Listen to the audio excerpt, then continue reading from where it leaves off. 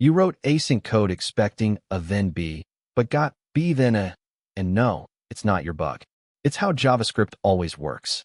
Executes immediately during script evaluation by invoking console.log with the string literal start to produce initial visible output. Registers a callback function with setTimeout passing 0 milliseconds delay, which schedules the anonymous arrow function containing console.log timeout for execution after the current call stack clears and the event loop processes macrotasks. Creates a resolve promise and attaches a then handler via the arrow function, which logs Microtask, enqueuing this handler as a microtask to be executed immediately after the current synchronous code completes, but before the next macrotask.